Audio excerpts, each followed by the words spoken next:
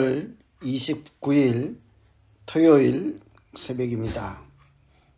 오늘 새벽에도 하나님 말씀으로 기도하며 믿음으로 살기를 소원하는 여러분 모두에게 이 시간에 기도하는 것마다 하나님께서 응답하시고 또 가장 선한 길로 인도하시는 은혜가 충만하기를 소망합니다. 오늘 우리가 같이 기도할 말씀은 요한복음 2장 1절에서 12절까지 말씀입니다. 하나님 말씀 봉독하시겠습니다. 사흘째 되던 날 갈릴리 가나에 혼례가 있어 예수의 어머니도 거기 계시고 예수와 그 제자들도 혼례에 청함을 받았더니 포도주가 떨어진지라. 예수의 어머니가 예수에게 이르되 저들에게 포도주가 없다 하니 예수께서 이르시되 여자여 나와 무슨 상관이 있나이까. 내 때가 아직 이르지 아니하였나이다. 그의 어머니가 하인들에게 이르되 너희에게 무슨 말씀을 하시든지 그대로 하라 하니라. 거기에 유대인의 정결 예식을 따라 두세 통 드는 돌 항아리 6이 놓였는지라. 예수께서 그들에게 이르시되 항아리에 물을 채우라 하신즉 아기까지 채우니 이제는 떠서 연회장에게 갖다 주라 하시매 갖다 주었더니 연회장은 물로 된 포도주를 맛보고도 어디서 났는지 알지 못하되 물떠온 하인들은 알더라. 연회장이 신랑을 불러 말하되 사람마다 먼저 좋은 포도주를 내고 취한 후에 낮은 것을 내거늘 그대는 지금까지 좋은 포도주를 두었도다 하니라. 예수께서 이 첫 표적을 갈릴리 가나에서 행하여 그의 영광을 나타내시매 제자들이 그를 믿으니라.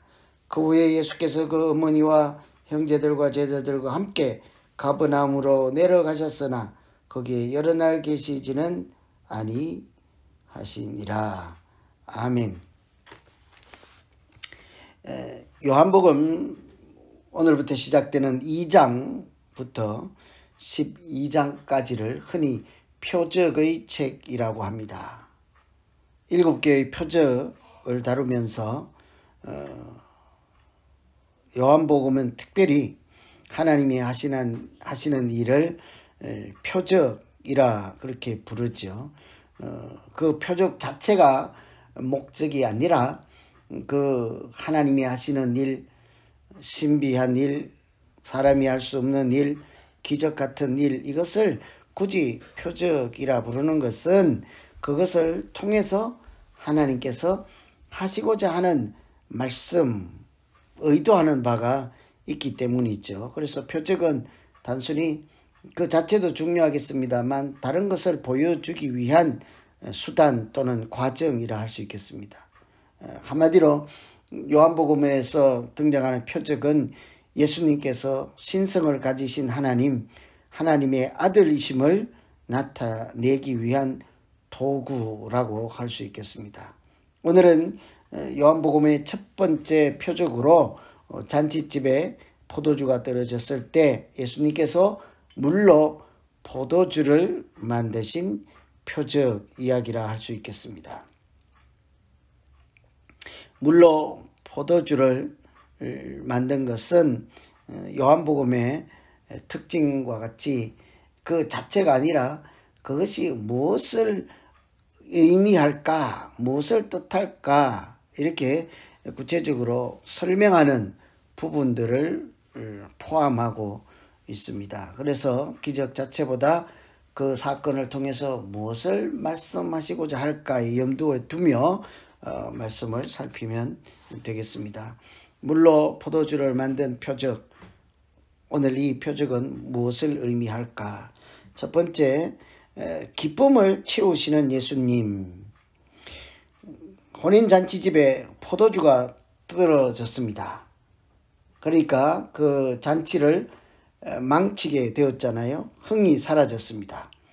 포도주에 잔치에 꼭 있어야 될 아주 중요한 재료인 포도주가 끊어졌기 때문이죠. 그런데 오늘 여기에서 가장 단순하게 우리가 해석할 수 있는 것, 의미를 찾을 수 있는 것은 떨어진 그 포도주를 예수님께서 다시 공급해 주셨다 하는 것이죠. 그렇다고 하면 포도주가 무엇을 의미할까? 포도주가 떨어졌는데 예수님께서 그것을 채워주셨습니다. 그러면 그 자체로 포도주를 채워주었다는 것으로 끝이 나는가? 그렇지 않고 요한복음은 그것은 다른 무엇인가를 설명한다는 거죠. 여기서 포도주는 기쁨의 상징이라고 할 수 있습니다. 실제로 당시의 유대 사회에서는 포도주가 즐거움을 주는 귀한 음료수로 그렇게 받아들여지고 있었습니다. 그래서 포도주는 기쁨을 상징하는데요. 예를 들면 시편 104편에 보시면 사람의 마음을 기쁘게 하는 포도주라고 합니다. 그러니 포도주가 없다 하면 기쁨도 없다 그렇죠. 포도주 없이 기쁨도 없다라고 합니다. 이처럼 잔치의 집에, 잔치를 베푸는 집에 위기가 왔지만 그 잔치는 멈추지 않았습니다. 웬관히 그곳에 예수님께서 계셨기 때문이죠. 술이 끊어졌고 잔치의 흥이 사라지고 잔치가 일찍 끝내야 될 위기를 만났을 때 그 잔치가 중단되지 않고 계속 진행됐다. 왜 그런가 하니 그곳에 다른 것이 아니라, 다른 이유가 아니라 예수님께서 계셨기 때문이죠. 좀 더 구체적으로 하면 그 집에, 그 잔치를 베푸는 집에서 예수님을 그 잔치에 초청하였기 때문입니다. 오늘 말씀 중에 2절에 보면 예수와 그 제자들도 혼례에 청함을 받았다 그러잖아요. 그래서 그 잔치가 위기를 만났으나 그것으로 끝나지 않고 잔치를 더욱 풍성하게 잘할 수 있었던 것은 그곳에 예수님께서 계셨기 때문이죠. 그 사람들이 예수님을 잔치에 초청하였기 때문이었습니다. 여러분, 인생의 위기에서 기쁨을 잃어버리지 않을 수 있는 방법, 그것은 예수님을 우리 인생에 초청하는 것 아니겠습니까? 예수님은 잔치집에 기쁨이 중단되지 않고 잔치를 계속 할 수 있도록, 잔치가 계속 진행될 수 있도록 그 집에 떨어진 가장 중요한 잔치 요소인 포도주를 직접 공급해 주셨습니다. 그 포도주는 잔치집에서 기쁨, 또 흔히 우리가 말하는 구원의 기쁨 암시하는 그런 포도주라고 할 수 있겠습니다. 이처럼 오늘 이 물로 포도주를 만드는 기적 가운데 가장 단순하게 하나님이 말씀하시고자 하는 것은 잔치집의 가장 중요한 요소인 포도주를 예수님께서 채우시고 공급해 주신다 하는 사실이죠.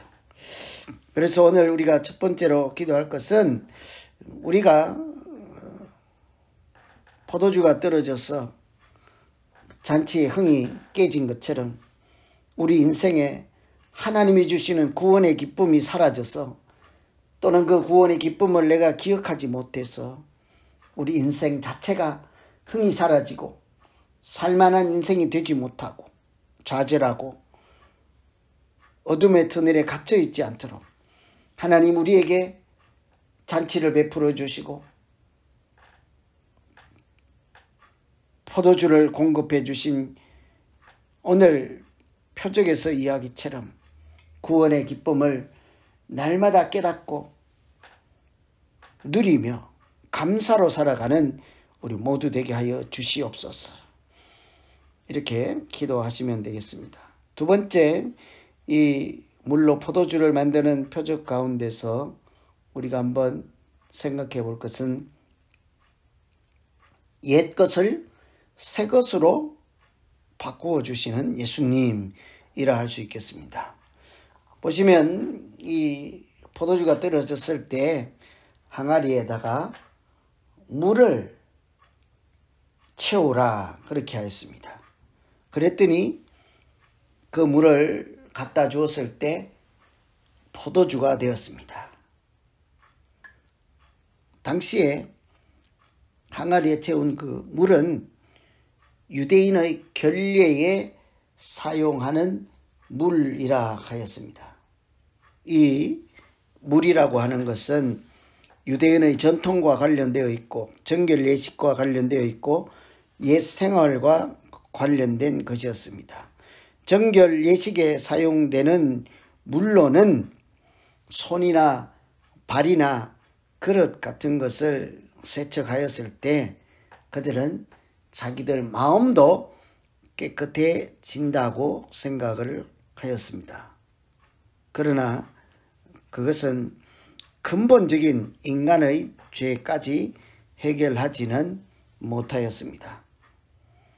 물은 인간의 근본적인 죄까지 해결할 수 있는 것이 아니라는 이야기죠. 그런데 그 물이 예수님에 의해서 잔치에 흥을 등하고 풍성하게 만드는 아주 귀한 것이 되었습니다. 예수님을 통해서 시작되는 새로운 구원의 시대가 열리게 되었습니다. 어쩌면 물과 피를 흘리신 십자가의 은총으로 예수님은 구원의 은혜가 충만하게 하시는 분이라 할 수 있겠죠. 십자가의 죽음과 부활로 하나님의 영광을 나타낸 것처럼 오늘은 물로 포도주를 만들어서 잔치집에 공급하고 그 잔치가 흥하게 하는 것으로만 끝내지 않고 영광을 나타낸 것이라 이렇게 성경은 설명하고 있습니다. 예수님은 하나님의 영광을 보여주시고 우리를 믿음으로 인도하시는 분이라 해야 하지 않겠습니까? 물로 포도주를 만든 그 사건은 새 시대를 열어가는 하나님의 은혜, 예수 그리스도의 은혜를 우리에게 말씀해 주신다 할 수 있을 것입니다. 옛것이라고 할 수 있는 유대교와 지금까지 전통적인 그런 믿음 생활, 그것을 이제는 예수님께서 직접적으로 베푸시는 구원의 은총을 누릴 수 있도록 더욱 그 은혜가 풍성하게 하시는 예수님의 십자가의 사역과 부활을 하나님의 영광을 나타내는 것으로 그렇게 우리에게 설명해 주고 있습니다. 우리가 오늘 이 말씀 생각하면서 두 번째로 기도할 것은 예수님은 마치 옛 것을 새 것으로 바꾸어 주시기 위해서 옛 것을 상징하는 유대교 또 오늘 말씀에 쓰는 물로 등장하는 그 옛 습관, 옛 법규, 옛 전통 이런 것들을 그것을 포도주로 바꾸심으로 새 시대를 열어주시고 하나님께 영광을 나타내게 하였습니다. 하나님, 우리가 하나님의 영광을 보여주시고 믿음으로 인도하시는 예수님의 이런 은혜를 붙잡고 살아가는 우리 모두 되게 하시고 연약할 때마다 더욱 십자가의 은총을 붙잡고 승리하는 우리 모두 되게 해 주십시오. 이렇게 같이 한번 기도하면 되겠습니다. 물로 포도주를 만든 것은 사람이 할 수 없는 대단한 기적이죠. 그런데 기적은, 표적은 그 자체가 아니라 무엇인가 다른 것을 설명하려고 하는 과정, 도구이라고 말씀드렸습니다. 물로 포도주를 만든 것은 기쁨을 다시 채우시는 예수님, 옛것을 새 것으로 바꾸어 주시는 예수님, 이라 할 수 있겠습니다.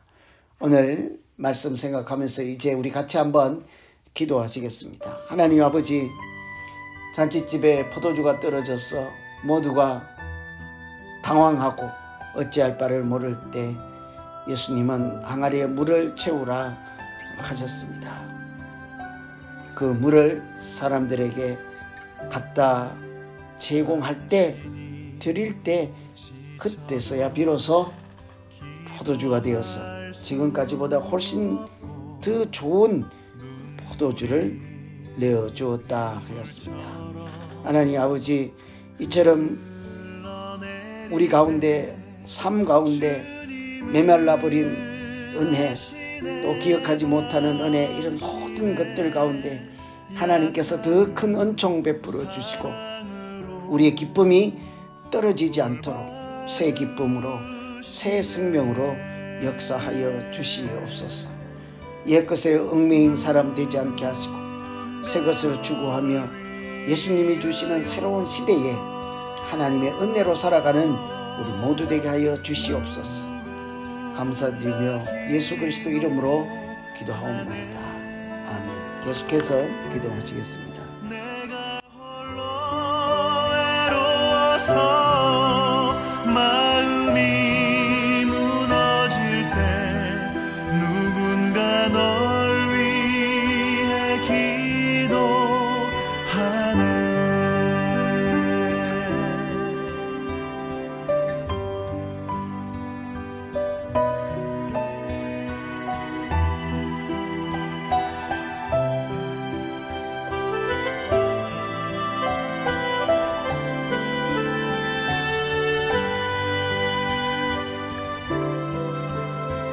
당신이 외로이 홀로 남았을 때 당신은 누구에게 위로를 얻나. 주님은 아시네. 당신의 마음을 그대 홀로 잊지